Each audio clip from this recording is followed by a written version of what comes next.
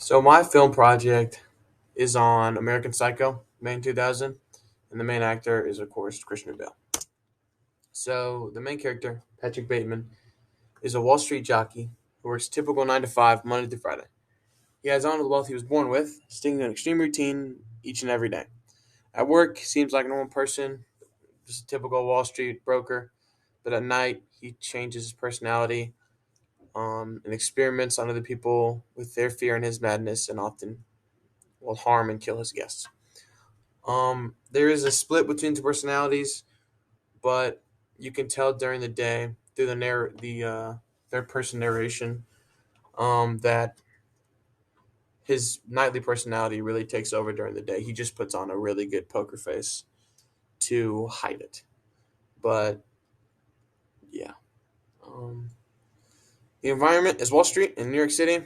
A typical busy Wall Street during the day, but at night it becomes quiet, and it reflects how Patrick wishes to be lonely and his idea of life and how meaningless it is.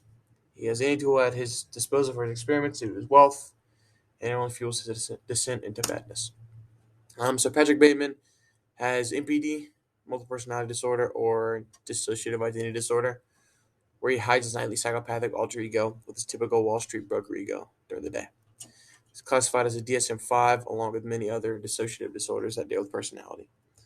Um, his daytime, just him as a typical Wall Street jockey, making money, not doing much, hanging out with his friends, doing some drugs, stuff like that. But at night, he becomes crazy. He's experienced with his demented ideas and then covers up his activities before day hits. If he were to attempt to visit a therapist to fix his issue, it'd be hard for him to reveal what's wrong. It's kind of hard to tell someone that you killed 5, 10 people with your demented ideas. Um, he would just be labeled as insane. He did it towards the end of the movie when he called his lawyer, and his lawyer just looked at him like he was full of it. But if he did try to fix it, his therapist would diagnose him the same way I did, and they would attempt to figure out what is causing the mental breakdowns and the ideas that flow through his mind. I believe this is the same across each and every culture. Um, Most normal people, quote unquote, have one personality, and the changes that come are reasonable. But his disorder is different because he's a nice guy, not killing anyone during the day, and then at night he just descends into madness and all that. Maybe true that other people hide this disorder like he does, but he does have a stark difference. Um, One example is Patrick's self-destructive behavior, which adds his resume of dozens of homicide and murder cases. He's seen multiple times in the movie killing those he invites over after dinner, such as Paul Allen and the procuring workers. He tries to hide the evidence over the city.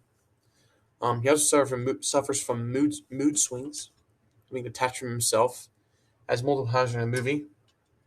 It'll cut to a third person narration of what he's thinking. And then he often gets mad at the slightest things, like business cards, and how his isn't the best because it doesn't have a certain shade of white and a certain fade of black behind the letters. And he also gets mad at people during dinner for the slightest difference in opinion.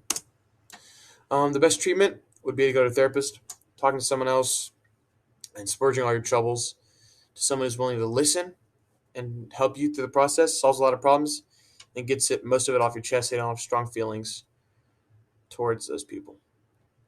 If you were to tell a therapist about things he has done, he would definitely feel lighter and change his perspective on life and start living better. Psychotherapy would be the best in this scenario, as both Patrick and the therapist explore his own mind to figure out what is causing all these actions, and attempt to figure out the trigger. Outside, he could try to find ways to clear his mind, taking a hike, getting us out of the city and the confinements, maybe some physical activity and more relaxing activity, depending on what he likes. I would say this film depicts the disorder well, but only towards those with his personalities. Because not everyone with NPD is half rich and half murderous. But they definitely do have a stark difference in personalities, much like he does, and they often hide them.